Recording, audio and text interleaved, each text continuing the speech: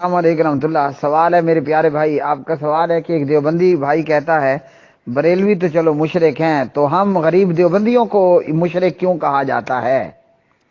अगर इसका जवाब मैं दूं किसकी लैंग्वेज में, शाह साहब की जबान में। शाह साहब से पूछा गया कि जो कुछ आपने बयान किया है तो बरेलवियों के अंदर तो हम ये देखते हैं और उनमें ये सारा कुछ पाया जाता है, लेकिन देवबंदियों के यहाँ तो ऐसा नहीं है। तो हजरत शाह साहब जवाब देते हैं, सैयद तौसीफ रहमान शाह साहब के भाई जवाब देते हैं कि बरेलवी गटर से ढक्कन उठा हुआ है और देवबंदी गटर पे ढक्कन पड़ा हुआ है। ये हो गया शाह साहब के अंदाज में आपके सवाल का जवाब। अब जवाब ये है कि बरेलवी तो मुशरिक हैं, जो कुछ करते हैं सारी दुनिया सामने है, तो ये देवबंदी क्यों मुशरिक हैं? तो बात ये है कि देवबंदी और बरेलवी कोई अलहदा चीज तो नहीं है, ये तो दोनों जुड़वा हैं, ये दोनों जुड़वा हैं। तकलीद के अंदर भी मसाइल में एक ही इमाम की तकलीद करने वाले और एक ही फिका को फॉलो करने वाले हैं।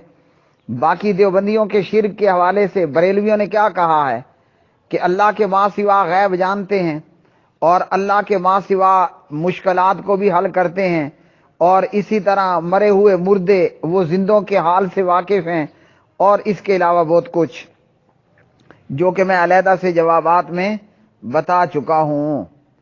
ये जो मैंने शाह साहब कहा, शाह साहब से मुराद प्रोफेसर डॉक्टर सैयद तालिबुर रहमान शाह साहब हाफिज़हुल्लाह ताला हैं, और गालिबन उनकी एक पूरी किताब भी है देवबंदियत।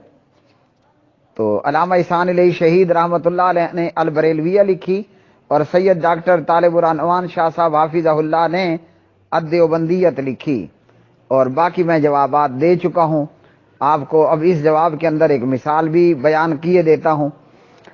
इमाम अबू हनीफा रहमतुल्लाह अलैह के सामने अगर कोई वुजू करता तो वो वुजू में गिरते हुए गुनाहों को देख लिया करते थे, वुजू के पानी में गिरते गुनाह देख लिया करते थे।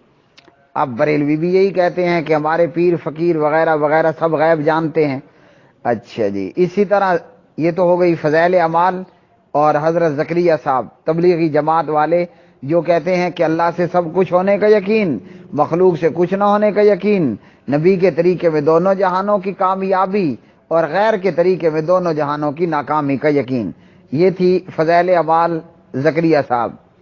अशरफ अली थानवी साहब जो बरेलवी नहीं थे बल्कि देवबंद के एक बहुत बड़े आलिम फाजिल थे, जो देवबंदियत के अंदर हकीमुल उम्मत के लक़ब से मशहूर हैं।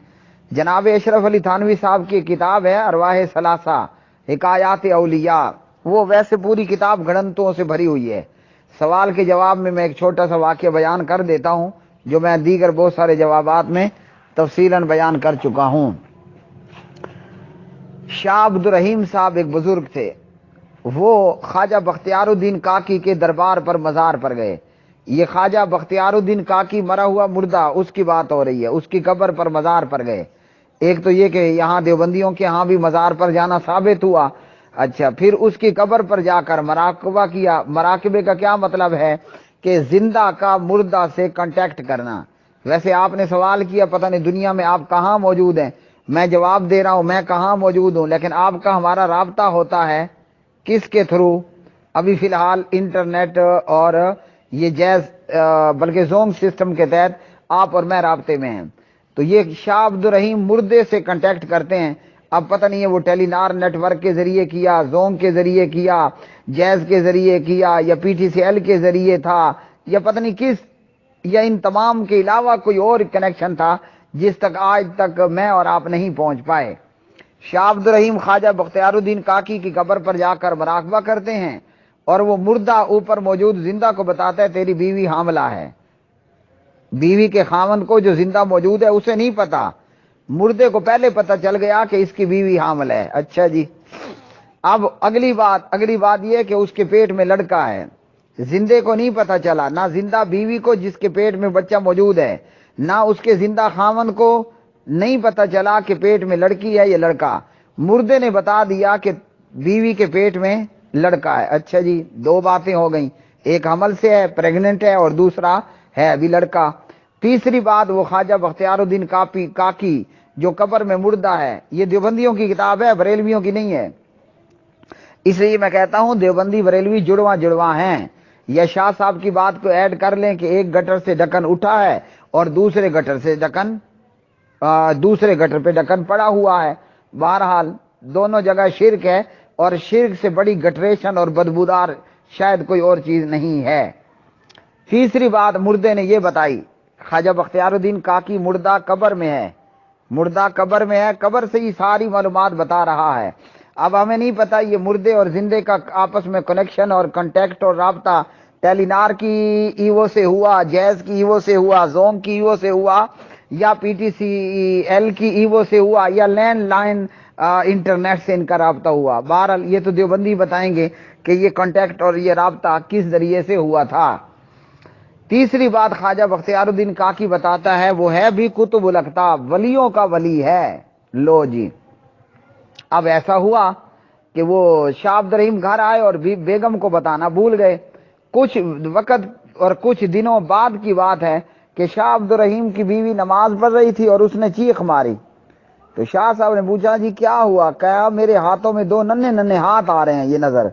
उसने कहा, हो अल्लाह अली हो, तो मैं बताना भूल गया, मैं तो फलां मुर्दे काकी के बख्तियारुद्दीन काकी मुर्दा की कब्र पर गया था और मुर्दे से मैंने राब्ता किया था, मराकबा किया था, मुर्दे ने मुझे सब कुछ बताया था। अब बताइए इसका नाम शिरक है या क्या है?